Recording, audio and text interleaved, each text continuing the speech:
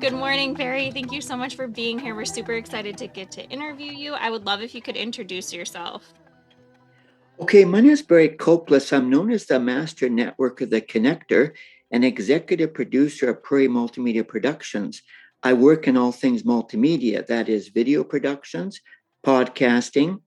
I also do write a book. I've actually writing two more books, and I've actually worked in the film industry too as a backgrounder, and I also work on film sets as a production assistant, and I also am a documentary filmmaker. So that's myself, and I'm from a small town in Alberta called Three Hills, Alberta. I've lived in Winnipeg about 40 years, and I made a lot of connections. I love this city. Love that. I would love if you could tell us what your book's about. Okay, the book is about making quality connections. The title of the book is called Make Quality Connections, How to Up Your Networking Game. And the reason I chose that title is because I want people not just to make any connections, but quality connections, as I've done over the past 15 years, all the people I met. So the book is about all the people I met, a very powerful status, and all about techniques you can use when you meet a stranger for the first time. You can use some of my techniques that do work that I cover in the book. Also, the book has a lot of resources in the book. I've been virtual networking the past 3 years during the COVID lockdown, and I've attended hundreds and hundreds of events where I met lots of people. And so I put a great big resource section in the back of the book as well. I've got lots of great networking techniques and tips you can use in the book, do's and don'ts when you're networking or when you're meeting people for the first time. Because some people are very stuck on going into a big room full of strangers and not know where to start. Who do I talk to? Where do I go? And what do I say? So my book covers all those kind of topics. If you want, I could read just some sample chapters from the book just to highlight. One chapter I have is called How Did You Meet Them? My Networking Top 10. Another chapter is called Networking, the What and the Why. I've also got one on traveling. It's called Going Global Networking While Traveling. And then the last one is called You're Hired, Job Networking. People don't realize that networking can take place at any point in time, whether you're looking for a job, when you're looking to make a friendship, or when you're traveling, either locally or overseas. So networking can be done anytime, anywhere, which I do. And I talk about that in my book, because whenever I go out, I always am ready to give my 30-second elevator pitch, carry my business cards with me for contact information, and I'll copy my book so as I can show it to them and say, oh, here I'm a publisher of a book. Here's what it looks like. And some people would take a picture of it and maybe say, where can I get the book? It's on Amazon worldwide. Amazing. What inspired you to write your book? Okay, what inspired me to write the book? When I wanted to write a book, first of all, I know a lot about video production, and I was going to write a book many, many years ago. And then when I thought about writing a book when it came to the lockdown of May 2020, I said, I know what I'll write about. I'll write about all the people I've met over the past 10 to 15 years, storytell in the book. But besides that, I also want to write about all the techniques and tips I learned. I actually belong to a group called Business Sparks in Winnipeg, and that was one of the inspirational moments when I attend their events every second Thursday at a Perkins restaurant. And so many of the presenters had written books. I said, gee, everybody's got a book that's on stage presenting. I think I want to write a book. So I got inspired to write the book from that point too, about networking, because that's the first networking event I was a member of and attended regularly was Business Sparks. So after we got locked down, I said, now what can I do? I can't go anywhere or do anything. I said, I know, I'll write a book. And I came up with the ideas all of my in my head, mostly it was in my head, and I decided to write the book on all the people I've met, all the places I've been to in Winnipeg, and from Los Angeles, because I did a trip down there. I included that in the book while traveling, and all about the other events that I did before COVID struck. And I put all that in a 193-page book, 15 chapters. And I just gave you some sample chapters there of what's in the book. And a lot of people would say, why didn't you write the book in a weekend or 3 days? The purpose of me writing the book wasn't to write a book fast. It was to write a quality book. I didn't want to be just any other book about networking. And by the way, I did look on Amazon online about a lot of networking books, but those books were written way back when in the 90s or the 2000 era. I wanted my book to be a 2021 book, the current trend of what's going on in networking, either virtually through Zoom and other platforms, and all the other events you might attend in person. So I wanted to be a very timely book. I actually released the book on the first day of summer of 2021. And I had a big book launch, well, not a big book launch, but a book launch with all kinds of festivities there. So that's why I wrote the book, because I think people need to know the right way to network and the wrong way to network. And there is wrong ways. I've seen people networking over the last 3 years when I attend all these events, and there's a right way to network. People don't realize that network is not selling. And I point that out in my book. It's not to say you need to buy my product or service right away, give me some money, buy my product. That's not networking. Networking is building relationships, making connections, making JV partnerships. And I try to stress that whenever I talk on webinars. I've actually given talks, 4 talks at Business Sparks too, about my book and about networking. So they've had me as a guest 4 times at Business Sparks talking about networking. And they were the ones that gave me the Master Connector title. I didn't give myself that title. They gave me the title, said, gee, you're always networking, Barry. Everywhere you go, you're talking to people, exchanging information or whatever. So we're going to call it Master Networker. And then another person gave me a subtitle called the Connector, because now you're connecting people, you're referring people to podcasts and helping them out spread the word about their company or organization. So we're going to call you the Connector. So that's how those 2 words came about. The Master Networker, the Connector. And that's been written up in my book too. Amazing. When you were writing your book, who were you thinking about when it comes to who your book is for? Well, my book is going to be for people that are starting out in business, brand new companies. They could be home-based businesses. They could be solopreneurs, entrepreneurs. They're just getting out, say, with a brand new company, maybe a brick and mortar company, and not knowing how to start the business besides just putting big ads in newspapers, radio ads, or TV ads, right? There are other low-cost ways that you can network. And one of them is networking. When you go to an event, you can advertise your company, promote it, or make mentions of your company. Say, my company is the A&D printing shop. We do printing.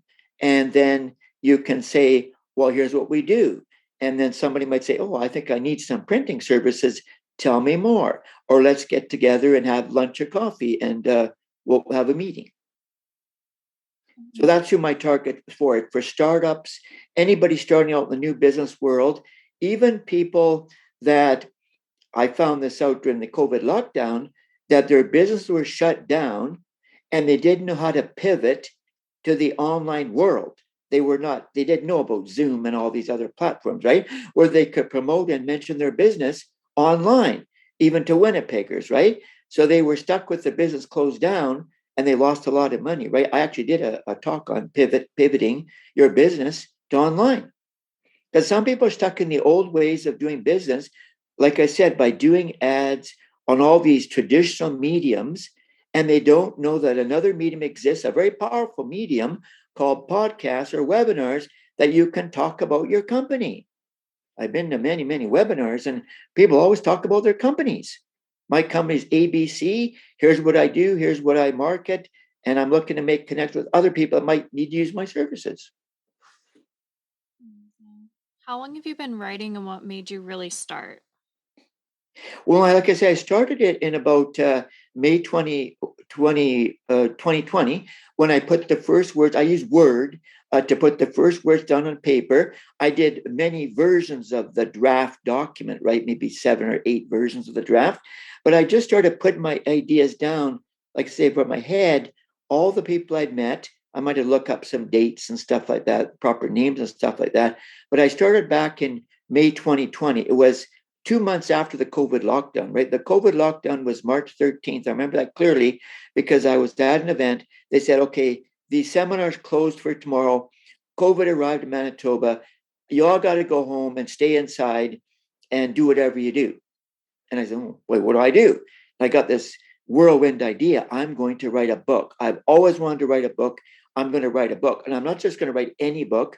I'm going to write a quality book, something that makes sense. And not a short book either of 20 pages. It's going to have to be a lengthy book that I want to put all kinds of information in the book. So that's what I did. I got sections on, like I said, resources, appendixes, two appendixes, and 15 chapters of my book. So I felt when it was written, it would be a very good book for people to pick up. And I've actually sold copies around the world, like I said, on Amazon. And when I went to a big conference in Anaheim in November, I picked up 5 people that bought my book on the spot. Because I need this book. I don't know how to network. I'm stuck. I said, well, buy my book. It's $10. And you'll be surprised how much great content is in the book. And it applies to anybody in the world. Like I got worldwide resources in all the countries in the world there in the book.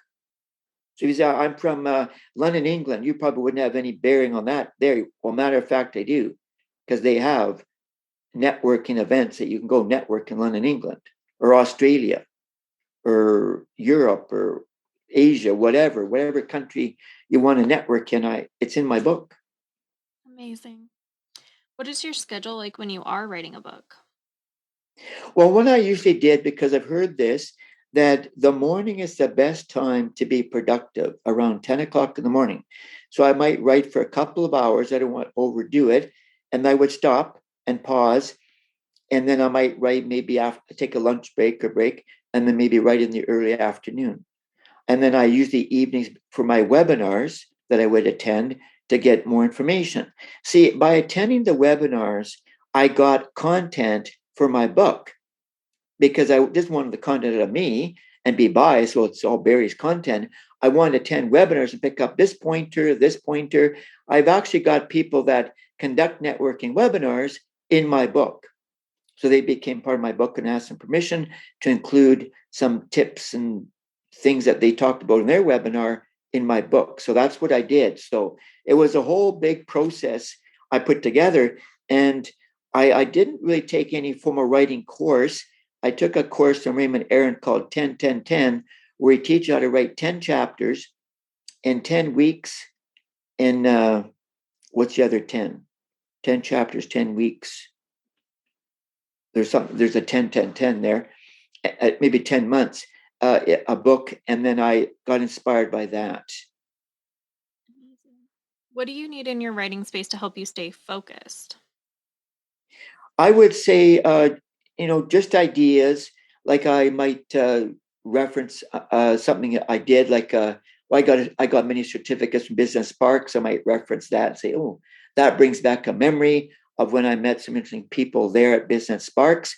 I actually even wrote about some people that I met at Business Sparks that were presenting in my book, and one of them actually gave autographed copies to all the attendees. Said, oh, that's a good idea to write in the book about the autographed copies of the book that Marco Silvestri gave to all the people.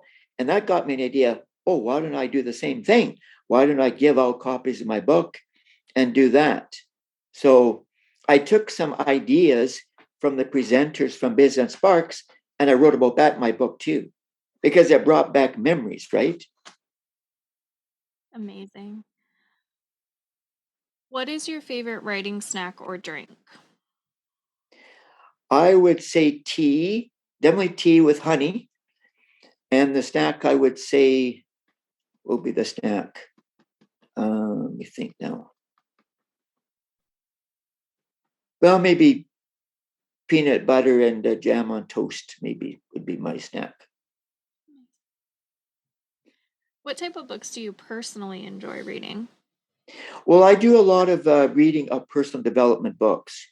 I want to be inspired and I want to be focused in the right way to live a great life, right? Whether it be eating healthy, mentally healthy or physically healthy, right? I want to make sure I impart those things into my mindset and in my body. So I'm always reading about different techniques. I'm all about wellness, with the mind and the body. I read a lot of books like that. I also do a lot of spiritual reading too. I like to read spiritual things because I always want to, do spiritual reading about getting spiritual thoughts in my head too. I belong to an organization out of Windsor, Ontario, where they send me all kinds of books to read and little, maybe 20-page little booklets that I read sometimes on the bus or whatever. So I want to impart that kind of information in my mind too. Amazing. Are there any books or authors that inspired you to become a writer? Well, I would say one of them is called Robert Herjavec, Will to Win. I actually met him at the McNally Robinson book launch of his book. He signed the book, and I got a picture with him. So that, wow, this guy, he told his story many times about coming over from Croatia, very poor. And I said, gee, look at that. He's telling his story, very poor, not much money, and now he's on Shark Tank. Well, he's on Dragon's Den to begin with, a Shark Tank. I said, wow, do I ever want to be inspired by that fellow there? He's a very big investor in places, right? So that's one of the books I got. It's called The Will to Win by Robert Herjavec. Another book that I got, I've listened to both the audio and the paperback version, is called Rich Dad, Poor Dad by Robert Kiyosaki. Everybody, I'm sure, in the world knows about this title. It's been out a long time. I'm also inspired by another book by Napoleon Hill called Think and Grow Rich. I've actually got the audio version of that book, and I've got the paperback version of the book too.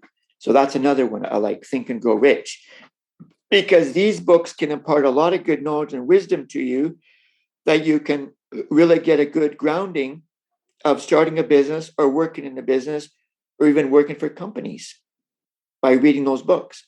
And I've got quite an extensive library of Robert Kiyosaki, who I met in person in Winnipeg. He autographed a book, and I got a picture with him. You've heard of Robert Kiyosaki. He's a billionaire. I was very honored to meet him. I don't think he's a big celebrity guy, but a fellow brought him in and did a 90 minutes seminar on people that are young, why they don't work at the right kind of job. So he actually gave everybody that attended a copy of the autographed book. So I'm inspired by those kinds of people that write these kind of books that impart great wisdom and knowledge in you. Amazing. What type of books did you grow up reading? Did you have an all-time favorite? Well, the books that I read, and I read the whole series, and I maybe read part of another series, was the Hardy Boys. For some reason, I just love detective stories, and I almost read the cover to cover, and I was just so enthralled with the books. I couldn't put it down. When I started to read one book, I think they must have had 30 or 40 books in the series. I took them out of the library, I took them home, and I read them cover to cover, and I was very just amazed on the stories that they wrote. Another series that came about too, which maybe I read some of those, was Nancy Drew. Those are the two detective series in my days. I did read books like The Cat in the Hat when I was younger, but when I was older, I really felt really drawn to the Hardy Boys books. Love that. Now, as an adult, what are your favorite series or authors that if they come out with something, you're going to automatically grab it? Okay, let me think about that one. Well, that might be authors that have gone through a life and death situation. Like they can tell a life story and how they survived the story. If they got that kind of a book, I would definitely pick that kind of book up. Because those are stories I like to read about too, life and death, how they overcame obstacles or overcame major problems in their life to survive and move on. And I've actually met authors like that already that wrote about a topic like bullying, and they overcame that and they wrote a book about it. So I'm always looking for these books out there and buy the book. Amazing. What would you tell someone just starting out with reading again? Well, I would say when you're going to read a book, don't try to read. I know Les Brown said you should read maybe 3 chapters a day for 10 or 20 minutes. But I think just read the book and don't get too overwhelmed by it. And just pick up some interesting points in the book or some angles of the story. And then take that away and maybe build upon an idea what you read in the book. Because that's very easy to do. You don't have to read the whole book to say, oh, I gotta do maybe make a screenplay or whatever based on the book I just read. I just pick up some points that really resonate with you from within the book. Amazing. On the other side of that, what would you tell someone just starting to write their own book? Well, again, don't try to write too much at once. Just start slowly. Just take a few ideas that you have in your head or reference on paper somewhere on a memory and just write that down in the book. And they always say, do not edit when you're writing. Do not edit. Just write, write, and write. And that's what I did. Don't worry about spelling, grammar, punctuation. Just write everything down you can remember, no matter how silly or stupid it is or insignificant it is. Just write it down, either on paper or if you use a typewriter. I actually know a person that writes books who uses typewriters, and really, wow, he does not like electronics. And so, whatever medium you're writing, just write things down, and don't write too much to get overwhelmed and all of a sudden your mind gets empty. Just write when your mind is no longer have any ideas. That's when you take a pause and say, I'm going to take a pause now because I don't have any more ideas to write down on paper. And don't try to stress your brain to say, oh, I got to really stress my brain to come up with an idea. No, no, take a break, let your brain relax, and then go back to writing maybe 10 minutes or 50 minutes later. And maybe the ideas will flow back again. Or just maybe go for a quick walk around the block or whatever and go outside in some fresh air and then go back and see if the ideas will come back into your mindset. Love that. What's one thing that people are generally surprised to find out about you? Well, definitely my sister, when I told her I wrote the book, and here's what I don't get when people say this. I don't like when they say that. They always say, I could never do what you do. I said, what do you mean by that? Well, you just told me you published a book. I could never write a book and publish it.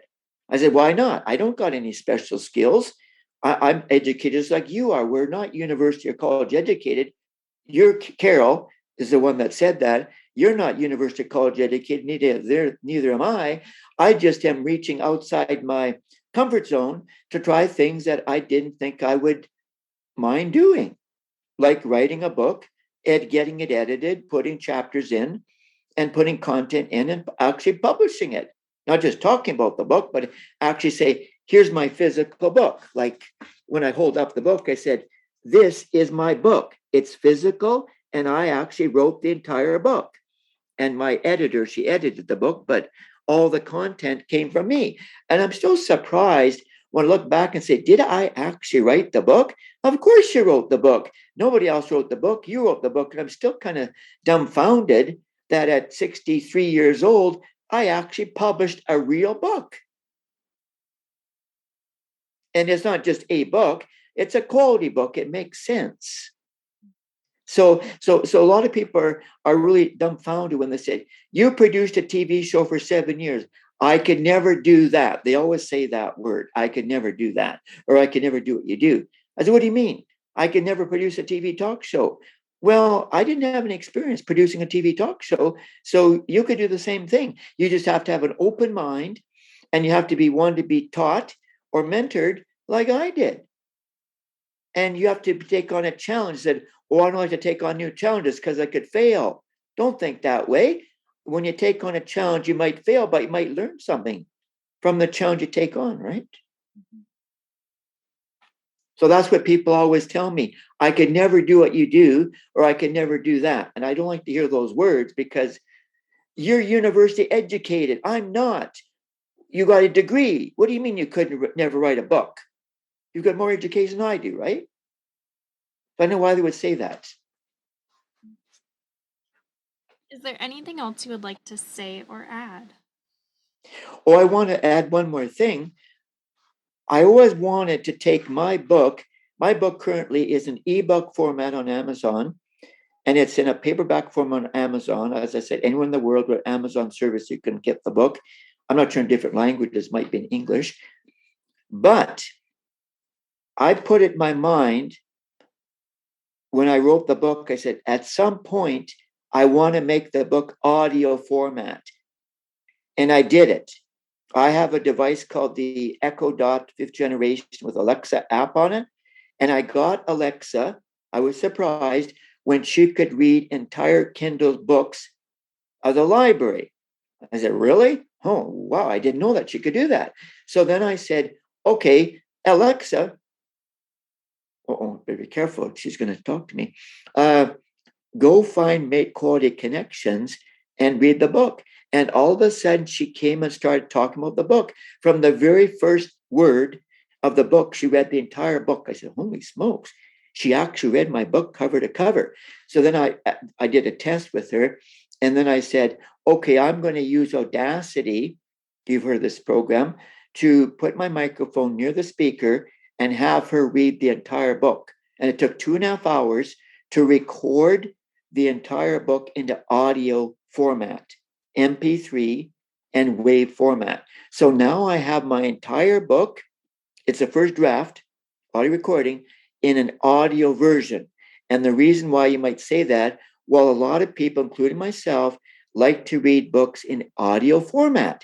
In the car, when I'm walking, when I'm on the bus, wherever I am, I'll just flip on the MP3 audio and listen to the book. So I figure it's very practical. And also, people that are vision impaired now can impart knowledge to my book because maybe they can't read it on paper, either in the ebook or the paperback format, but they sure, if they have hearing, they can listen to my book. So I now got a different audience out there, right? And there's a large audience out there of maybe vision impaired people in the world. So that opens up a new market to me with the audio format. And at some point, we might maybe make an audio book format. But I know another guy that he made his book audio format MP3. His name is Michael Whitehouse, by the way. I wrote him on in my book, and he was a guest on my podcast. He wrote a book, A Guy Knows a Guy. And he said, I recorded my book in audio format, but I give away for free. Well, I might not give away for free, but I'm already thinking about giving some audio chapters away for free. And say, well, if you like these 3 chapters in audio, maybe you want to buy my full audio book. And maybe I might bundle it with my ebook or my paperback if I see people in person. Said, if you buy my paper book, I'll give you the audio version for free or for a discounted price. See, I'm always thinking about marketing. You know, you can see what's on my tie, right? Is branding and marketing. So I'm always thinking about ways to market that's very creative and nobody else would think of doing. I have not met anybody that's got a book cover on the tie yet. Not one single person. I met lots of people with ties, but not a book cover on a tie. So I'm unique in that way. And I've got my book cover on many other things too. So when I get the audio version out in February sometime, I can now say my book is in 3 formats. What format do you prefer? Audio, paperback, or ebook? Pick your choice. And then let's go forward. And finally, I want to say, because I did mention about me doing a sampler audio version chapter, I've already got a sampler chapter in my ebook that if anybody wants to email me, you mind if I give my email address? They can request a sample copy, sample chapter, so Make Quality Connections at pmmproducer@gmail.com. Put in the subject line, sample book, ebook, and I'll be happy to send it to you by email. And you'll get the idea how powerful my book is, how useful it is, and how beneficial it is. That's going to help you make great quality connection in the business world and the friendship world. Amazing. Where's the best place for readers to find your book? I know a lot of readers love signed copies. Is that an option? And the best place that they can connect with you? Okay, one thing I did, which I discovered again by a webinar, I actually discovered a website called a link tree. You've heard of Linktree. So I set up a Linktree. I said, well, what can I put my Linktree? I know I'll put all the places you can find my book. I'll put all the places that you can link to me on social media. I'll put all the places I was interviewed on podcasts or streaming talk shows. It's all in my Linktree. Now, my Linktree address is this, and then we're going to put in the show notes. It's linktr.ee/Winnie Media Expert. If you go to that website, you will find all the links to my social media channels, to where to buy the book, either USA or Canada. And once you get to those locations, you can pick your country too. And then you can also find all the places I've been interviewed on podcasts. I put all the links, and you can listen or watch me being interviewed on other shows. I've been interviewed about almost a dozen shows now around the world. This is not just local in Canada. This is worldwide. So that's where to go to find me. Amazing. Well, thank you so much for being here today. We're so happy we got to interview you. We'll be sure to drop those links in the show notes. And again, thank you so much. Yes. And I just want to give a little quick tip. If you're looking for a tip to do an icebreaker, here's a very easy name to remember: form. Form. Remember form. It stands for friendship, occupation, recreation, and message. If you expand that, you can start a conversation using one or more of those letters in that acronym called form. Thank you very much for having me. I enjoyed your talk and everything, and you have a great day.